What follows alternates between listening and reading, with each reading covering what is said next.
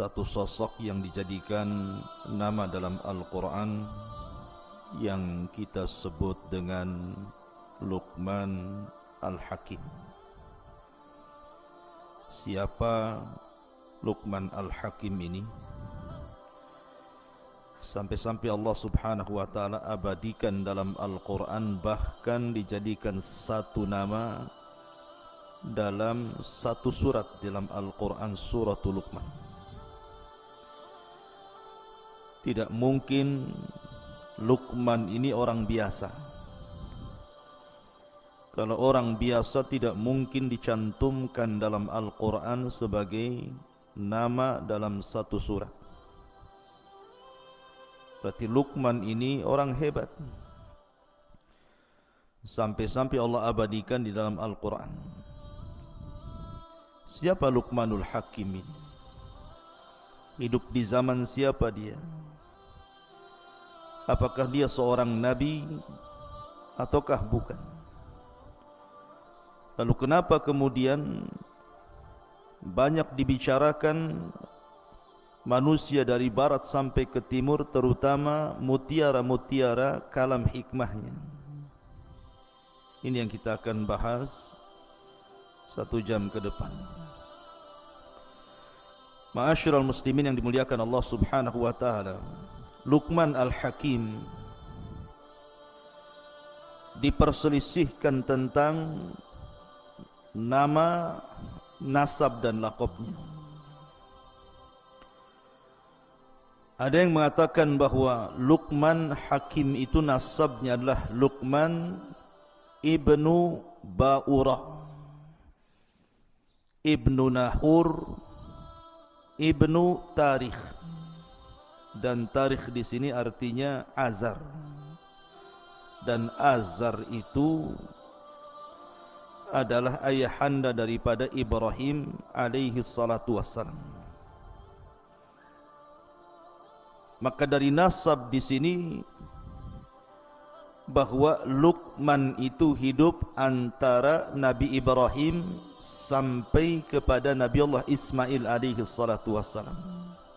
Jadi zaman hidupnya Luqman itu antara Ibrahim dan Ismail, karena masih hubung kait kepada Azar, dan Azar itu ayahanda Ibrahim. Tetapi ada juga yang mengatakan bahwa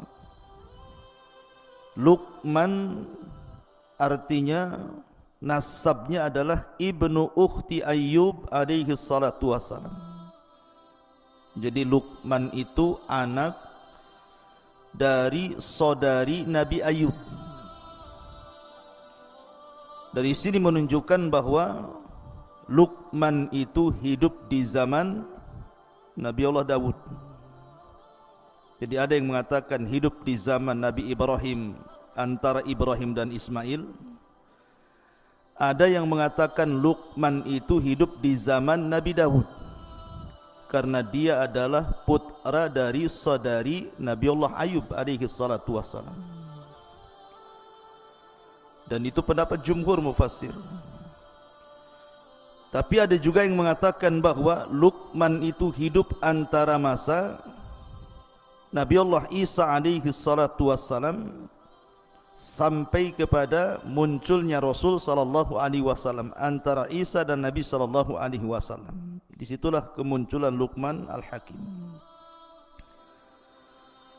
Akan tetapi pendapat yang kuat wallahu alam bahwa Luqman itu hidup di zaman Nabi Allah Daud alaihi salatu wassalam, dan dia adalah putra saudari daripada Ayyub alaihi salatu wassalam. Lalu dari mana asal Luqman ini? Ada yang mengatakan bahwa Luqman itu asalnya dari Sudan.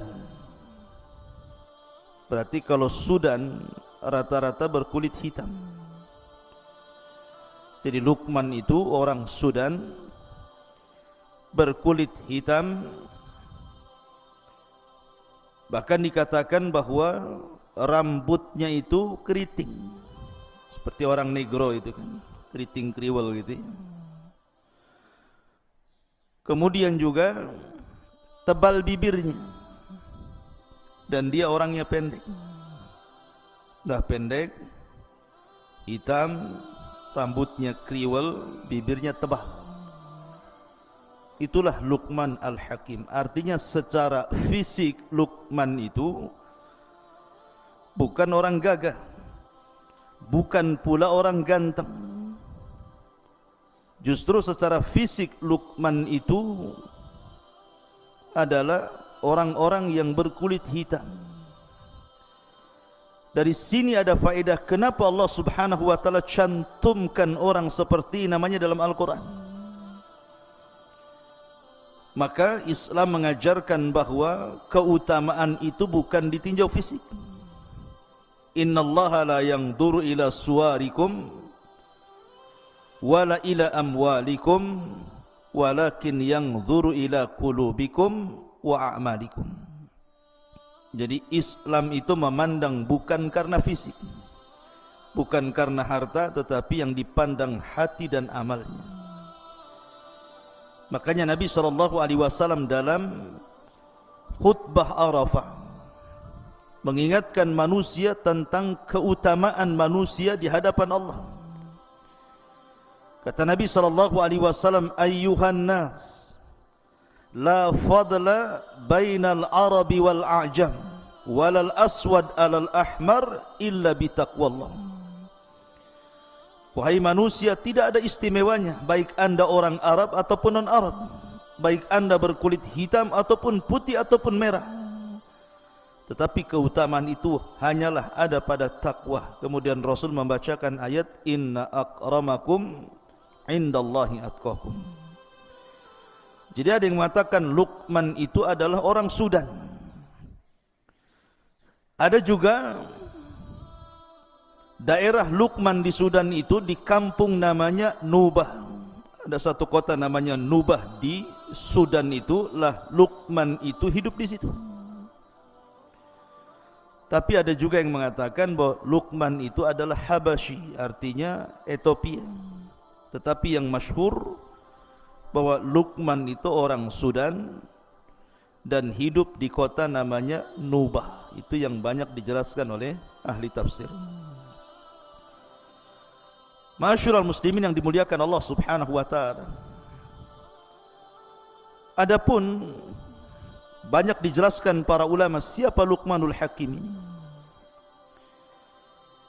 Al-Imam Ibnu Katsir rahimahullahu taala mencantumkan dalam kitab Bidayah wa Nihayah, beliau mengatakan kana abdan.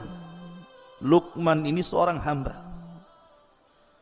Dari sini menunjukkan bahwa Luqman itu bukan seorang nabi. Ada memang sebagian ulama mengatakan Luqman itu nabi, tetapi pendapat yang kuat bahwa Luqman itu abdan, seorang hamba, seorang budak. Subhanallah, dia orang merdeka, bukan orang merdeka loh ya, orang budak. Artinya dia ada tuannya di situ. Kalau seorang budak berarti bukan merdeka, diatur-atur oleh tuannya, karena perbudakan dalam Islam itu sama dengan barang diperjualbelikan. Tetapi istimewanya walaupun dia seorang budak, Luqman itu adalah orang yang diperhitungkan setiap mutiara kalamnya sampai diabadikan dalam Al-Quran. Maka dijelaskan juga beliau adalah kathirat tafkir, orangnya banyak mikir. Kemudian hasanal yaqin, sangat baik keyakinannya kepada Allah Azza wa Jalla. Ahabballaha fa'ahabbahu, karena dia banyak mencintai Allah, akhirnya Allah mencintai dia. Famannallahu alaihi bil hikmah, dan Allah anugerahkan kepada Luqman itu hikmah. Apa itu hikmah? Hikmah itu al-isabatu fil umur. Dia setiap ucapannya, setiap perbuatannya itu mencocoki kebenaran. Jadi dia kalau ngomong itu udah kayak wahyu saja. Makanya kemudian mutiara hikmahnya itu dipakai sampai di zaman jahiliyah, di zaman Nabi SAW sebelum diangkat menjadi Nabi dan Rasul, orang-orang jahiliyah terkadang menukil-nukilkan ucapan Luqman sampai hari ini. Saking hebatnya Luqman Al-Hakim ini. Ma'asyiral muslimin yang dimuliakan Allah Subhanahu wa taala. Lah Luqmanul Hakim dijelaskan oleh para ulama seperti yang dikatakan Sa'id ibn al-Musayyib. Sa'id ibn al-Musayyib ini seorang pemimpin para tabi'in. Sa'id ibn al-Musayyib mengatakan ketika beliau ditanya, ada orang yang berkulit hitam datang kepada Sa'id ibn al-Musayyib merasa hina karena kulitnya. Jadi dia merasa dihinakan manusia sehingga dia merasa rendah diri. Akhirnya dia datang kepada Sa'id ibn al-Musayyib bertanya soal kenapa Allah ciptakan dia berkulit hitam itu. Maka Sa'id ibn al-Musayyib mengatakan, la tahzan min ajli annaka aswad. Jangan sedih karena engkau berkulit hitam. Karena min akhyarin nasi thalatha. Karena manusia terbaik di permukaan bumi ini ada 3 manusia dan semua berkulit hitam. Kemudian yang pertama disebutkannya Bilal ibn Rabah, berkulit hitam. Kemudian yang kedua Mahja Maula Umar. Mahja Maula Umar itu berkulit hitam. Dalam riwayat Najasyi, Raja Ethiopia. Kemudian yang ketiga Luqmanul Hakim, Aswad Nubiyan. Dia seorang yang berkulit hitam, orang yang tinggal di Nubah. Maka dari sini Sa'id ibn al-Musayyib ingin menjelaskan bahwa kepada orang yang merasa kecil hati gara-gara fisik, gara-gara berwarna hitam kulitnya, dia mengatakan jangan sedih. Karena manusia-manusia terbaik sepanjang zaman itu ada yang berkulit hitam. Sudah disebutkan 3 orang. Pertama Bilal, yang kedua Mahja, yang ketiga Luqman. Dalam riwayat Mahja diganti dengan Habasyah, Raja Ethiopia. Raja Habasyah namanya Ashamah ibn Afjur. Semua berkulit hitam, tetapi mereka adalah orang-orang pilihan dalam Islam. Siapa yang tidak kenal Bilal? Sandalnya saja masuk surga sebelum orangnya.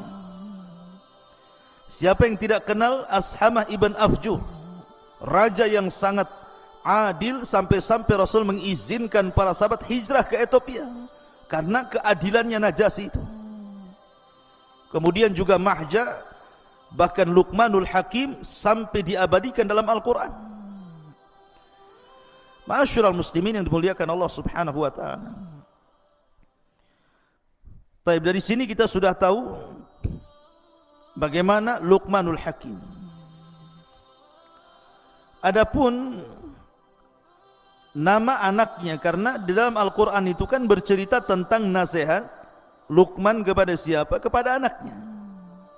Ini yang kita akan ceritakan. Siapa anaknya ini? Al-Imam As-Suhaili mengatakan, yang masyhur nama anak Luqman yang dinasihati dalam Al-Quran itu namanya Tharan. Namanya Tharan. Luqman menasihati Tharan anaknya. Wa idh qala Luqmanu libnihi wa huwa ya'iduhu. Dan ketika berkata Luqman kepada anaknya siapa? Tharan. Ada yang mengatakan seperti yang disebutkan Al-Imam At-Tabari bahwa namanya Qutbah. Namanya Qutbah. Ada juga yang mengatakan namanya Kalbah. Tetapi yang masyhur nama anaknya adalah Tharan. Ingat-ingat ya, namanya Tharan. Lah sebagian orang mengatakan bahwa Luqman itu punya anak, punya istri. Lah dulu anak dan istrinya itu belum mengikuti agama Luqman Al-Hakim, masih kafir. Tetapi setiap hari oleh Luqman itu dinasihati anak dan istrinya itu. Makanya salah satu nasihatnya adalah la tusyrik billahi inna syirka la zulmun azim. Janganlah engkau berbuat syirik kepada Allah, karena kesyirikan itu adalah kezaliman yang sangat besar. Lah dari kata-kata la tusyrik billahi inna syirka la zulmun azim di sini ada yang mengatakan bahwa seperti Al-Imam Al-Qushairi mengatakan karena Luqman dan ibunya itu kafir. Dinasihati sama Luqman, jangan kau melakukan kesyirikan kepada Allah, karena syirik itu kezaliman yang sangat besar. Jadi setiap hari nasihati, akhirnya keduanya mendengarkan ucapan Luqman, belakangan masuk Islam, masuk ke agama Luqman Al-Hakim. Ada yang mengatakan seperti itu. Adapun yang menunjukkan bahwa Luqman itu adalah seorang hamba, seorang budak, ada sebuah hadis yang dikeluarkan Al-Imam Ibnu Jarir dari Ibnu Waqi'.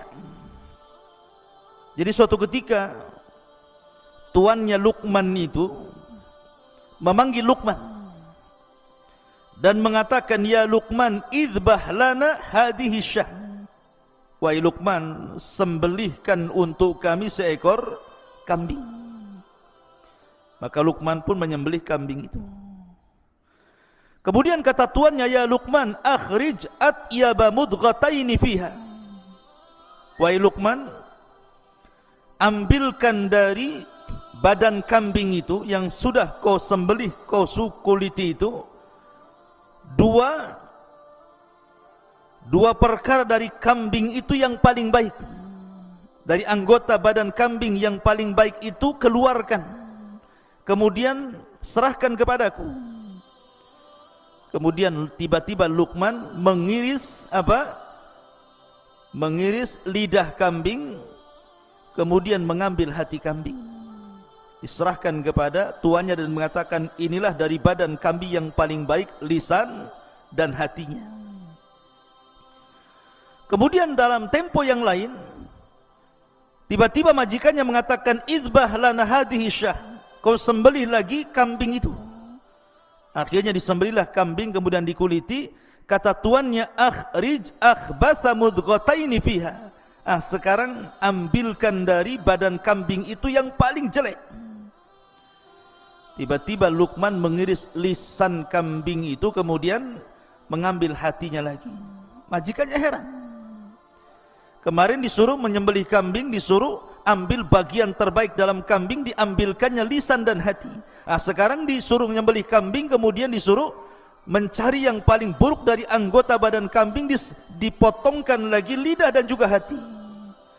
Jadi tuannya bertanya, kenapa sama? Kenapa tidak yang lain, tidak kakinya, tidak pahanya, tidak dagingnya, kenapa itu pula yang diambilkan? Lihat bagaimana kata-kata hikmah Luqman Hakim. Makanya kenapa dia disebutkan Dzu hikmah, pemilik hikmah luar biasa. Kata Luqmanul Hakim, innahu laysa min syai'in atyab minhuma idza taba wala akhbatha minhuma idza khabutha. Wahai Tuhan, sesungguhnya lisan dan hati ini akan menjadi baik kalau baik keduanya. Kalau hati kita baik, maka lisan pun akan baik. Akan tetapi akan menjadi buruk kalau seandainya buruk keduanya. Apabila hatinya busuk, pasti lisannya pun ikut busuk. Lihat bagaimana kata-kata hikmah Luqman Al-Hakim. Kemudian juga banyak dijelaskan tentang kata-kata hikmah Luqmanul Hakim selain dalam Al-Quran, dan itu masyhur. Walaupun secara sanad memang para ulama masih fihi nazar, tetapi banyak dicantumkan di dalam kitab-kitab para ulama seperti Al-Alusi dan yang lainnya. Itu sampai mencantumkan beberapa kata-kata hikmah. Apa saja di antaranya? Luqmanul Hakim mengatakan, ya bunayya akthir min qawli rabbighfirli fa inna lillahi sa'atun la yuraddu fiha sa'il. Wahai anakku, perbanyak ucapan, ya Allah ampunilah diriku, karena Allah itu memiliki satu waktu yang tidak mungkin setiap yang bertanya ditolak oleh Allah. Ya memang dalam Islam juga ada kan waktu-waktu yang kalau antum berdoa pasti akan diijabah, seperti sepertiga malam akhir, doa dalam sujud, doa di antara dua azan gitu ya. Kemudian juga Luqman juga mengatakan, dia mengatakan, ya bunai ittaqid taqwallah tijaratan ya'tika ribhu min ghairi bidha'ah. Wahai anakku, jadikan takwa itu jual belimu, maka keuntungan yang kau raih akan jauh lebih banyak tanpa modal. Takwa itu adalah perjualbelian kita dengan Allah tanpa modal, tetapi sudah jelas untungnya, kata Luqman. Kemudian juga di antara kata-katanya, ya bunai la ya'kul ta'amaka illal atqiya wa syawir fi amrikal hukama. Wahai Luqman, jangan kau makan kecuali bersama orang-orang yang bertakwa, dan bermusyawarahlah pada urusanmu bersama orang-orang yang memiliki kebijakan akal. Ini juga di antara kata-kata Luqman Al-Hakim. Tetapi ikhwan, dari mana Luqman mendapatkan hikmah itu? Kenapa Allah berikan hikmah? Kenapa setiap untayan-untayan kata Luqmanul Hakim itu berharga? Kenapa pula setiap kata-katanya terus dinukilkan dari abad ke abad, dari zaman ke zaman sampai hari ini? Bahkan Quran mencantumkannya. Hebat kali Luqman ini. Ada apa dengan Luqman ini? Suatu ketika Luqman ini ditanya, dari mana anda mendapatkan hikmah itu? Lihat jawaban Luqman. Dia mengatakan, bi ghaddi basari, karena aku selalu menundukkan pandangan. Wa kaffi lisani, dan aku selalu menjaga lisan. Wa iffati mat'ami, dan aku selalu menjaga makanan yang kumasukkan ke dalam perutku. Wa hifdi farji, dan selalu aku jaga kemaluanku untuk tidak berzina. Kemudian wa hifdi jari, dan aku selalu muliakan tetanggaku. Wa wafai bi ahdi, aku selalu menjaga setiap amanah yang diberikan kepadaku. Wa tarki ma la ya'ni, dan aku meninggalkan sesuatu yang tidak bermanfaat kepadaku. Fadzakal ladzi yusayyirani kama tara, itulah yang menjadikan kenapa aku seperti ini, kata Luqman. Oleh karena itulah maka kenapa Luqman itu diberikan seperti itu? Ya karena dia banyak menjaga hal untuk dirinya. Makanya suatu ketika Luqman ini melihat Nabi Daud sedang memintal-mintal besi. Nabi Daud itu kalau membuat baju perang bukan dipanasi kemudian dipentung gitu ya, kayak pandai besi, tidak. Jadi Nabi Daud itu kalau buat pandai besi itu pakai tangannya saja, dikual-kual itu ya. Kemudian dipelintir-pelintir, akhirnya jadi baju. Nah Luqman ini, Luqmanul Hakim, suatu ketika berada di samping Nabi Daud yang sedang memintal-mintal membuat baju besi itu. Ketika itu Luqman ingin bertanya, maksudnya kenapa seperti itu? Tapi Luqman urung untuk menanyakan perkara itu, tidak jadi. Dia terus memperhatikan Nabi Daud sampai baju besinya jadi.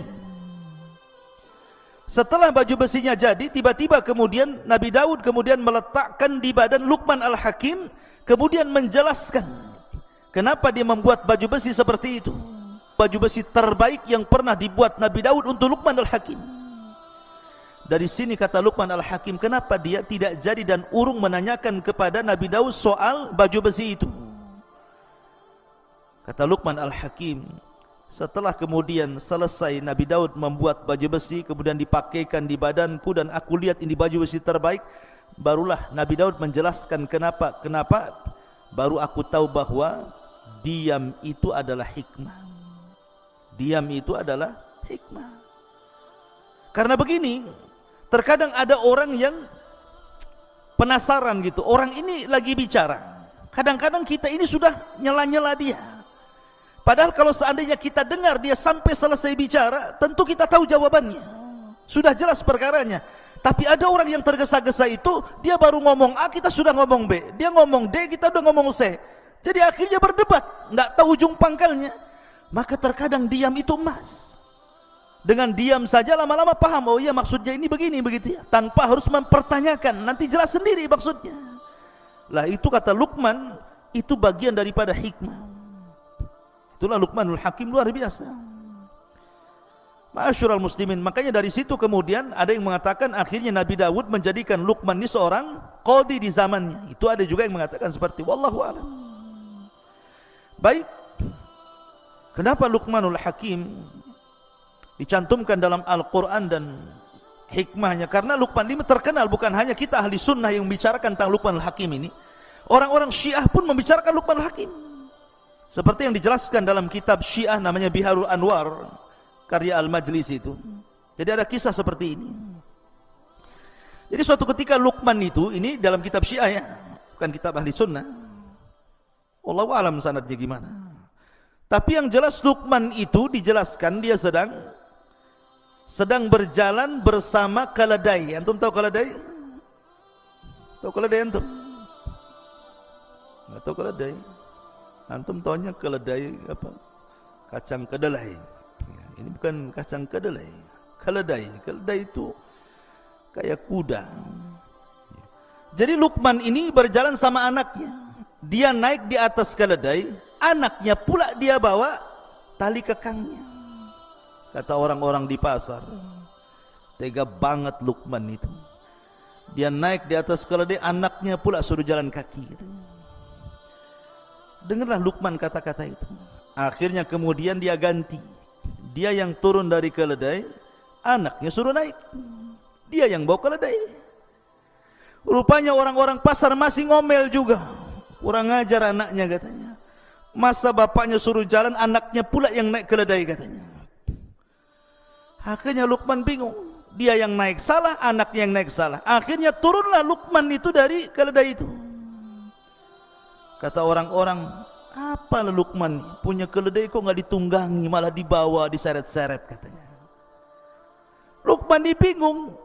Akhirnya dia naik sama anaknya dua-duanya. Orang masih bicarakan, tega banget keledai kecil dua-duanya naik di situ katanya. Coba lihat.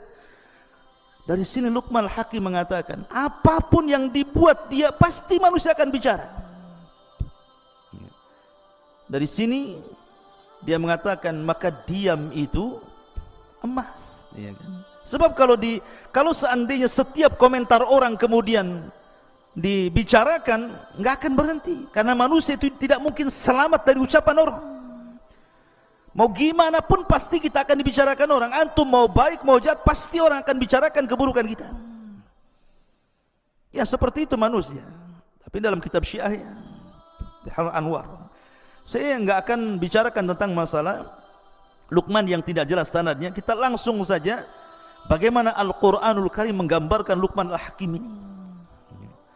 Lihat bagaimana Allah mengatakan dalam Al-Quran, dalam suratul Luqman ayat 12 dan begitu seterusnya.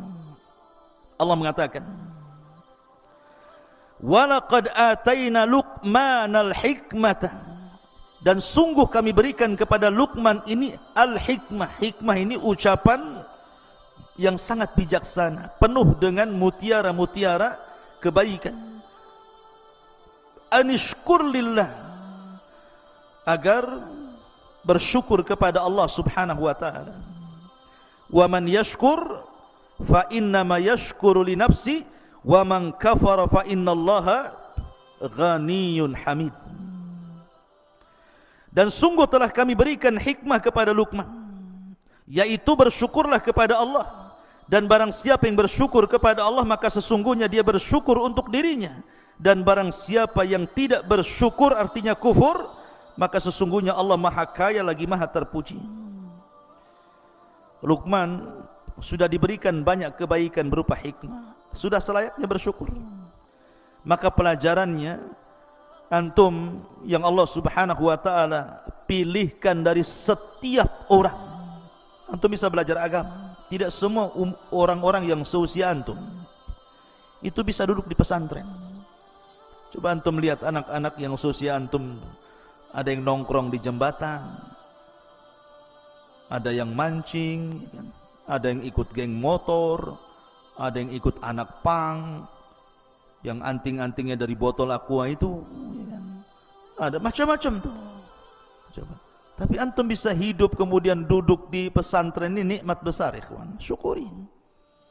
Ya, disyukuri antum dipilih oleh Allah dari sekian anak-anak muda yang seusia antum, antum bisa masuk pesantren. Bisa menghafal Quran, bisa belajar agama, coba. Artinya bahwa supaya la in syakartum la azidannakum. Kalau antum bersyukur, Allah tambah nikmat. Allah kasih banyak kemampuan dan ilmu yang begitu banyak, karena bagaimanapun tidak ada yang lebih baik dibandingkan ilmu di dunia ini, kawan. Tidak ada. Tidak ada yang lebih mulia melebihi ilmu. Karena hanya dengan ilmu lah kita bisa mengenal Allah, mengenal Nabi, mengenal agama, mengenal segala sesuatu. Dan keistimewaan apapun tidak mungkin diraih kecuali dengan ilmu. Lihat ayat berikutnya, Allah mengatakan, wa idh qala Luqmanu libnihi. Dan ingatlah ketika Luqman berkata kepada anaknya, siapa anaknya tadi? Tharan. Ya. Wa huwa ya'iduhu, dan dia terus menasihatinya. Ada yang mengatakan sekali lagi bahwa ketika itu anaknya masih kafir dan juga istrinya masih kafir. Makanya Luqman mengatakan, la tusyrik billah, inna syirka la zulmun azim. Jangan sekutukan Allah, karena kesyirikan itu kezaliman yang sangat besar. Dari sini Luqman mengikuti thariqah para nabi. Apa thariqah para nabi? Walaqad ba'atsna fi kulli ummatir rasulan an i'budullaha wajtanibut taghut. Dan kami utus pada tiap-tiap umat ini seorang rasul, di mana tugasnya mereka hanya menyampaikan tauhid, sembahlah Allah dan jauhi sesembahan selain Allah alias taghut. Dia mendahulukan dakwah tauhid. Makanya antum nanti kalau sudah terjun di masyarakat, maka yang pertama kali menyerukanlah dakwah tauhid. Hancurkan kesyirikan, ajak manusia menyembah Allah Subhanahu wa taala. Karena di zaman sekarang terlampau banyak orang-orang yang terjerumus kepada kesyirikan. Mulai orang datang ke dukun, orang percaya tangkal, padahal di zaman sekarang loh ya, masih percaya klinik itu kan aneh. Tetapi begitulah syaitan menundukkan manusia agar tidak mentauhidkan Allah dan dijerumuskan kepada kesyirikan. Sehingga banyak orang-orang cerdas, pandai, sekolah tinggi-tinggi masih juga datang ke dukunnya, memelihara tangkal, jimat dan yang semacamnya. Kemudian Allah mengatakan, wa wassaynal insana biwalidayhi. Setelah Luqman menasihati anaknya agar jangan menyekutukan Allah, kemudian belakangan anak dan istrinya masuk Islam, mentauhidkan Allah, baru Luqman mengingatkan tentang wasiat bahwa amalan terbaik setelah tauhid apa? Birrul walidain. Ingat birrul walidain, ikhwan. Antum ketika mondok di sini itu dalam rangka birrul walidain. Betapa banyak orang tua di zaman sekarang itu mengharap bahwa dengan dipondokkannya antum di sini itu pulang itu menjadi anak yang berbakti.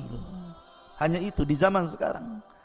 Karena terlampau banyaknya anak-anak muda nakal enggak karu-karuan, akhirnya harapan orang tua itu yang penting anak saya baik.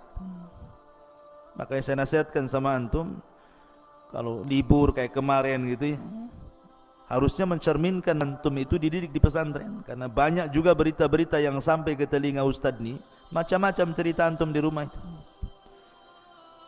Bahkan ada orang tua itu melihat antum tidak kerasan, bagusnya di pondok saja anak saya ustadz gitu. Lah ini kan lucu. Di mana-mana ya, kalau orang tua sudah nggak ketemu anak itu, jangankan 1 tahun 1 bulan saja rindu pengen satu rumah.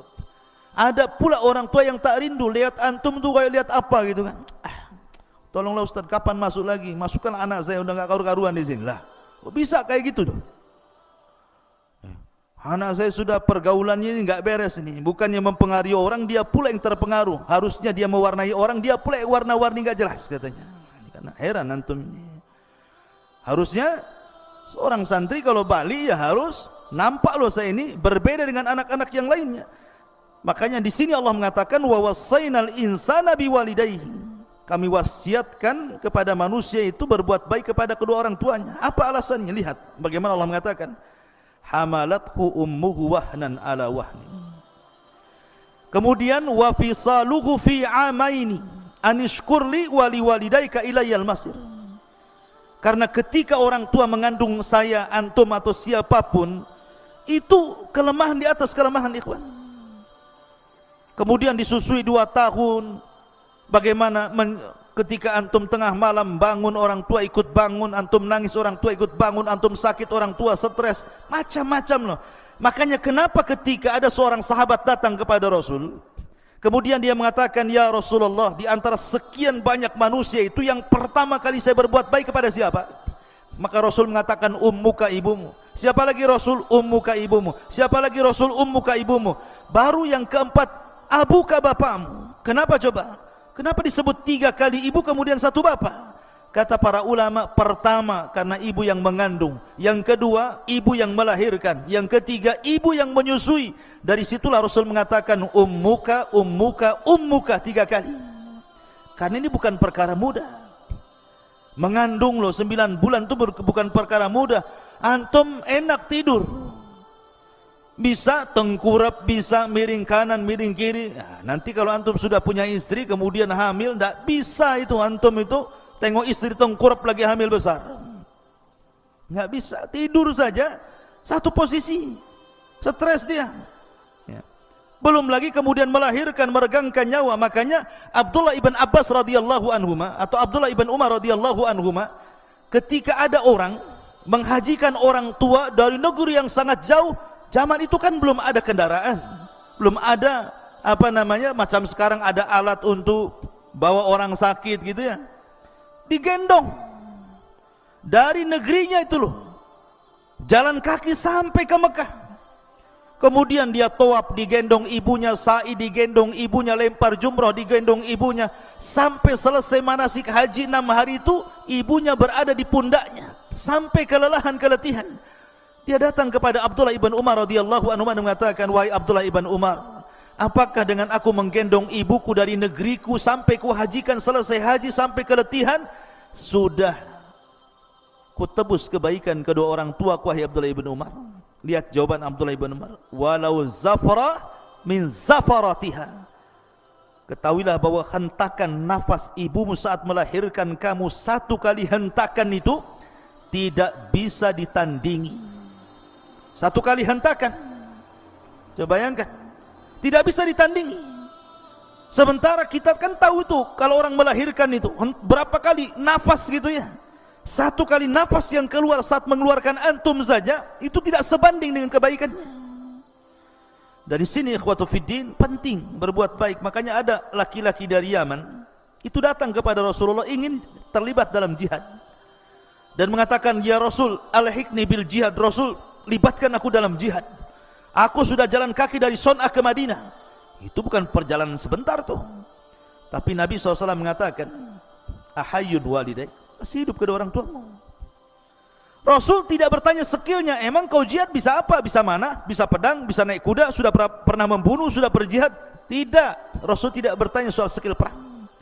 Rasul hanya mengatakan, ahayyun walidai, hidup orang tuamu. Kata anak muda ini, masih wahai Rasul. Ketika aku tinggalkan dia nangis. Maka Rasul mengatakan, irji fa fihi mafajahid, pulang. Berjihadlah kepada kedua orang tuamu, buat dia tertawa sebagaimana kau buat dia menangis. Lihat bagaimana Nabi SAW mengajarkan birrul walidain penting. Kenapa? Anishkurli wali walidaika ilayyal masir. Karena syukur kepada Allah belum dikatakan syukur sampai anda bisa bersyukur kepada kedua orang tua. Kemudian setelah itu Luqman mengatakan, wa in jahadaka ala an tusyrika bima laysa laka bihi ilmun fala tuti'huma wa sahibhuma fid dunya ma'rufa. Jika kedua orang tuamu menyuruh kamu untuk menyekutukan diriku dengan siapapun selainku, dengan sesuatu tanpa ilmu, jangan taati keduanya. Dari sini menunjukkan bahwa hak Allah masih jauh lebih penting daripada hak siapapun sampai kepada orang tua. Makanya Rasul mengatakan, la ta'ata li makhlukin fi maksiatil khaliq. Tidak ada ketaatan kepada makhluk dalam rangka bermaksiat kepada Allah. Siapapun, mau mudir antum gitu ya, mau ketua RT antum, lurah antum, camat sampai ke presiden sekalipun, ataupun orang tua, kalau perintahnya batil jangan ditaati. Kalau perintahnya batilnya, fala tutihuma. Tetapi walaupun demikian ikhwan, bagaimana Islam itu mengajarkan akhlak. Allah mengatakan wasahibuhuma fid dunya ma'rufa. Taruhlah ada orang yang memiliki orang tua kafir, orang tuanya musyrik, kemudian memaksa anaknya untuk murtad. Satu sisi kita tidak boleh ya mentaati perintah orang tua, tapi sisi lain berbuat baik itu hukumnya wajib walaupun orang tua kafir. Kecuali kalau orang tuanya itu kafir harbi, beda ya, seperti kisahnya siapa? Abu Ubaidah ibnul Jarrah gitu ya, sampai membunuh bapaknya. Kenapa? Karena bapaknya terlibat perang dan ikut dalam pasukan Abu Jahal. Kemudian ketika perang yang diincar dia saja. Tetapi Abu Ubaidah menghindar, ketemu bapaknya di perang menghindar, sampai tidak mungkin menghindar lagi karena bapaknya sudah berhadapan dengan Nabi. Dia tidak mau Nabi tersakiti, akhirnya dia mengatakan, ya Nabi serahkan dia kepada aku. Terpaksa dia bunuh bapaknya. Kenapa? Karena sudah mengancam nyawa Nabi. Dibunuh tuh bapaknya Abu Ubaidah bin Jarrah oleh Abu Ubaidah bin Jarrah. Sampai orang mengatakan, bagaimana mungkin Abu Ubaidah bin Jarrah akan diampuni dosa-dosanya sementara dia sudah membunuh ayahnya? Maka dia pun sedih. Sampai akhirnya dia mengatakan, aku tidak pernah membunuh ayahku, yang aku bunuh kesyirikan dalam badannya. Kemudian dia pun sedih sampai turun ayat ini, wa in jahadaka ala an tusyrika bima laisa laka bi ilmun fala tuti'huma. Ya. Ada yang mengatakan ayat ini turun kepada Sa'ad bin Abi Waqqas. Sa'ad bin Abi Waqqas itu orang kaya, orang tuanya dia masuk Islam, orang tuanya masih kafir. Dia paksa Sa'ad bin Abi Waqqas, kau harus kufur lagi. Kata Sa'ad, tidak mau. Kau harus kufur, tidak mau. Sampai akhirnya orang tua yang mengatakan, kalau engkau tidak kembali kepada agama nenek moyangmu, aku akan mogok makan, mogok minum sampai ku mati, katanya. Tapi karena melihat orang tuanya Sa'ad bin istiqomah di agama Rasul sallallahu alaihi wasallam, akhirnya dia pun menghentikan mogok makan dan mogok minumnya, padahal dia sudah hampir mau mati. Karena Sa'ad mengatakan kepada ibunya, lau kanat laki mi'atu nafsan, lau kanat laki mi'atu nafsan, thumma kharajti nafsan ma kharajtu an dini. Wah ibuku, kalau kau punya 100 nyawa, kau keluarkan satu-satu agar aku meninggalkan agamaku. Jangan harap aku meninggalkan agamaku. Kalau kau mau makan, makan silahkan, enggak juga enggak masalah. Akhirnya ibunya makan juga, lapar ya. Dari sini ma'asyiral muslimin, bahwa bagaimana Allah subhanahu wa ta'ala mengatakan jangan taati kepada orang tuanya, tetapi wasahibhuma fid dunya ma'rufa. Tetap Sa'ad bin Abi Waqqas berbuat baik sama orang tuanya. Kemudian Allah mengatakan, wattabi sabila man anab ilayya thumma ilayya marji'ukum fa unabbi'ukum bima kuntum ta'malun. Kemudian ikutilah jalan orang-orang yang kembali kepadaku, kemudian hanya kepadaku tempat kembalimu, maka akan aku beritahukan kepadamu apa yang telah kamu kerjakan. Artinya setiap masalah di dunia itu pasti ada balasannya. Ma'asyiral muslimin yang dimuliakan Allah Azza wa Jalla. Kemudian setelah itu Allah mengatakan, ya bunai innaha intaku mithqala habbati min khardalin fatakun fi sakhratin aw fis samawati aw fil ardi ya'ti biha Allah innallaha latifun khabir. Jadi begini, Tharon ini putranya Luqman, dia bertanya kepada ayahnya, wahai ayahku, seandainya aku bermaksiat kepada Allah, kemudian aku sembunyi di sebuah tempat yang tidak bisa dilihat manusia, mungkinkah Allah melihatku? Maka Luqmanul Hakim kemudian menjawab, ini jawabannya, ya bunai, wahai anakku, in taku mithqala habbati min khardalin fatakun fi sakhratin aw fis samawati aw fil ardi ya'ti biha Allah innallaha latifun khabir. Wahai anakku, sesungguhnya jika ada sesuatu perbuatan seberat biji sawi sekalipun dan berada dalam batu atau di langit atau di bumi, niscaya Allah akan memberi balasannya. Sesungguhnya Allah maha halus lagi maha teliti kepada hamba-hambanya. Antum berbuat maksiat dimanapun Allah tahu. Makanya ada satu kisah tentang seorang laki-laki yang datang kepada siapa? Ibrahim ibn Adham kan. Jadi orang ini mengatakan kepada Ibrahim ibn Adham, wahai imam, saya ingin bertobat, sudah terlampau banyak maksiat yang kulakukan. Bagaimana cara tobatnya? Anak muda ini mengatakan kepada Ibrahim ibn Adham, sudah banyak maksiat yang kulakukan, aku ingin taubat tetapi aku tidak bisa, bagaimana caranya? Maka Ibrahim ibn Adham mengatakan kepada orang ini, sebenarnya engkau tidak perlu meninggalkan maksiatmu, silahkan bermaksiat, tetapi lakukan 5 perkara. Kalau kau bisa melakukan 5 perkara, kau ingin maksiat, maksiatlah, terserahmu. Kemudian orang ini mengatakan, hat ya Aba Ishaq, oh senang kali, seperti apa 5 perkara agar aku tetap bermaksiat? Yang pertama dia mengatakan, idza aradta an ta'siyallah fa'si. Kalau memang engkau ingin bermaksiat, silakan bermaksiat, tetapi fala ta'ku rizqahu, jangan kau makan rizki dari Allah.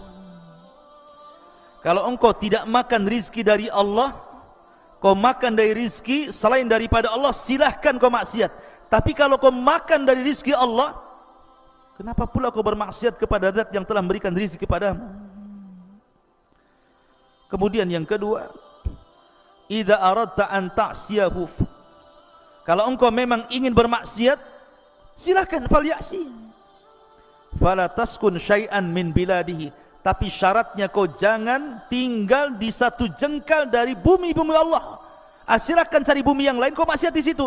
Tapi kalau engkau masih menginjak bumi Allah dan kau bermaksiat kepada buminya, jangan kau lakukan. Kemudian yang ketiga, idza aradta an ta'siyallah falyasi, kalau engkau ingin bermaksiat kepada Allah, silahkan, tetapi wa anta tahta rizki wa fi biladihi fangdur maudhi'an la yaraka fihi mubarizan lahu fa'si fihi, silahkan cari tempat yang Allah tidak sanggup melihatmu. Nah, di sini syahidnya. Kalau engkau ingin maksiat, silahkan cari tempat sembunyi dan Allah tidak bisa melihatmu. Mustahil, Allah pasti melihat, ya kan? Maka dari sini ikhwatu fillah, ketika anaknya Luqman Tharon mengatakan, wahai abiku, kalau seandainya aku bermaksiat di tempat yang gelap, tidak ada orang yang tahu, mungkinkah Allah akan melihatnya? Maka Luqman mulai menasihati, wahai anakku, amalan baik atau buruk sebiji dzarah sekalipun, pasti Allah akan tahu dan akan membalasnya. Maka ini penting. Kemudian setelah itu Luqman Hakim mengatakan, ya bunayya aqimis salata wa'mur bil ma'ruf wanha 'anil munkar wasbir 'ala ma asabak inna dzalika min azmil umur. Wahai anakku, laksanakanlah salat dan suruhlah manusia berbuat yang ma'ruf dan cegahlah mereka dari yang mungkar dan bersabarlah terhadap apa yang menimpamu, sesungguhnya yang demikian itu termasuk perkara yang paling penting. Setelah kemudian menjelaskan tentang hak Allah, baru kemudian hak Allah yang paling penting setelah tauhid. Kemudian Luqman menasihati agar kita salat, ya, karena salatlah amalan yang menentukan semua amal yang lainnya. Begitulah Nabi mengatakan, awwal man yuhasabu bihil abdu yaumal qiyamah salatuhu, fa in saluhat salatuhu saluha sairu amalihi, wa in fasadat salatuhu fasada sairu amalihi. Artinya salat itu menentukan semua amalan.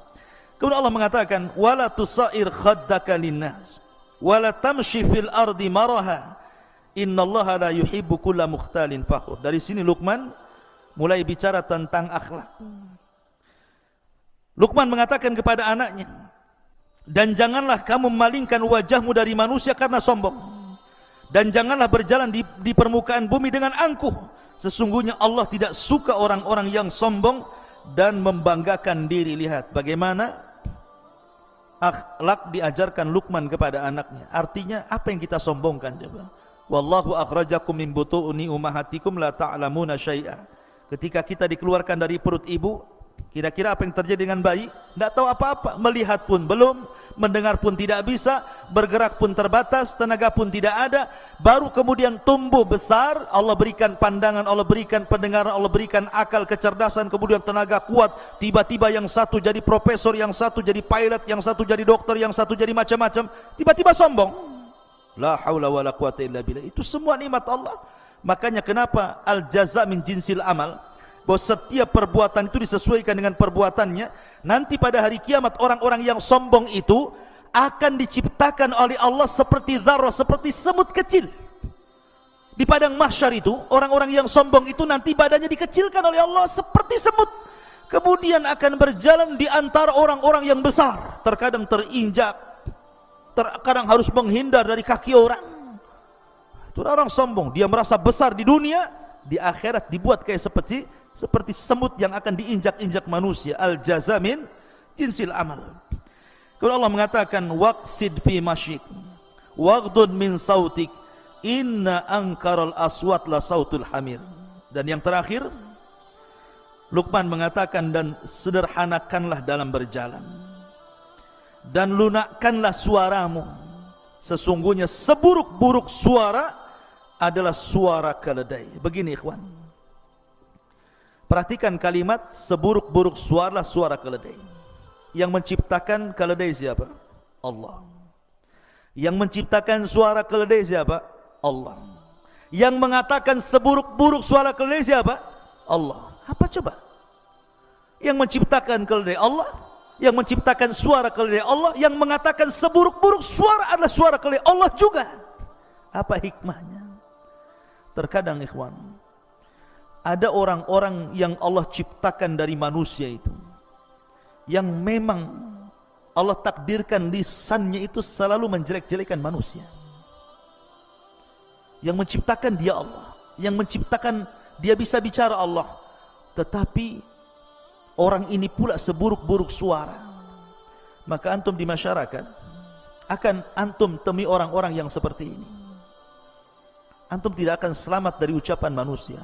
Seperti tadi kisah tadi ya, Luqman naik keledai salah, anaknya yang naik keledai salah, dua-duanya naik keledai salah, dua-duanya tidak naik keledai salah, dibicarakan orang. Ada orang ingin supaya tidak dibicarakan orang, akhirnya kemudian tidak keluar dari rumah. Dibicarakan juga, oh jangan-jangan sakit dia. Kenapa dia tidak keluar rumah katanya? Ketika sering keluar rumah, ngapain orang ini mondar mandir saja kayak nggak ada kerjaan. Ketika kadang di rumah, kadang enggak, dibicarakan juga.